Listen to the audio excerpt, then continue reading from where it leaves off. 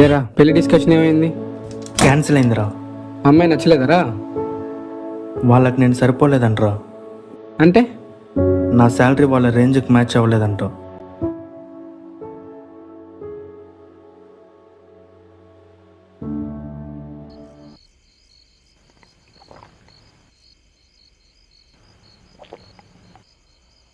రే ఇంకా ఏం ఆలోచిస్తారా? చాలా వచ్చి పడుకోరా.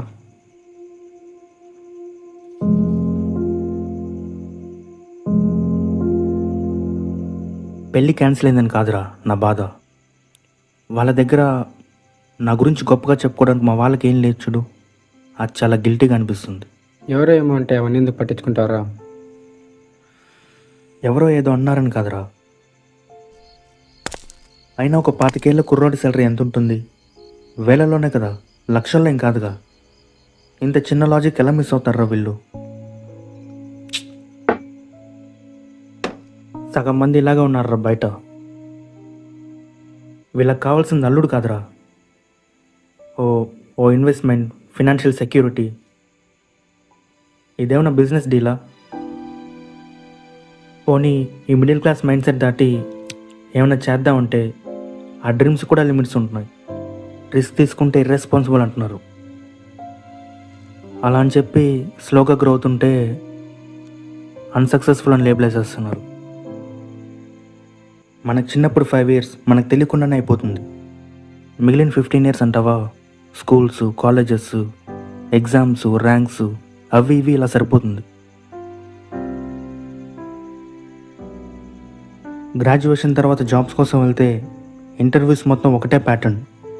ఎక్స్పీరియన్స్ లేకపోతే జాబ్ ఇవ్వట్లేదు, జాబ్ లేకుంటే ఎక్స్పీరియన్స్ రాదు. ఇదే లూపు.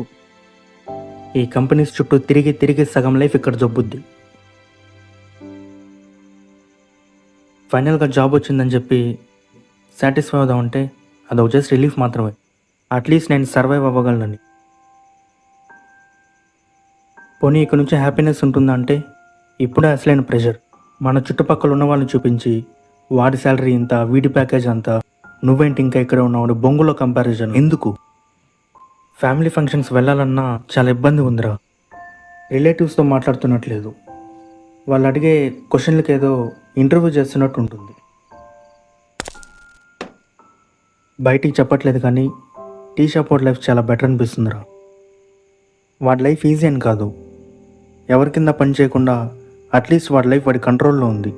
చిన్న పనైనా ఎవరేమనుకుంటే నాకేంటని నచ్చినట్టు హ్యాపీగా వాడి పని వాడు చూసుకుంటున్నాడు. ఇది కాన్ఫిడెన్స్ అంటే.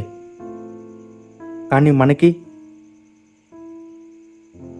కాన్ఫిడెన్స్ పక్కన పెట్టు, కనీసం క్లారిటీయే లేదు. ఎంతసేపు అవతల వాళ్ళ ఎక్స్పెక్టేషన్స్ రీచ్ అవ్వాలి, లేకపోతే మనం తక్కువైపోతాం అనే ఫీల్తో మనం బతికేస్తున్నాం. ఒకసారి ఇలా ఫ్రెండ్స్, ఫ్యామిలీ, సొసైటీ వీళ్ళ ఎక్స్పెక్టేషన్స్ రీచ్ అవ్వడం బతికాము. లైక్ మనం ఎంత సంపాదించినా, మనం ఎంత పెద్ద జాబ్ చేసినా it never feels enough. Just అలా ఉంటాం అంతే.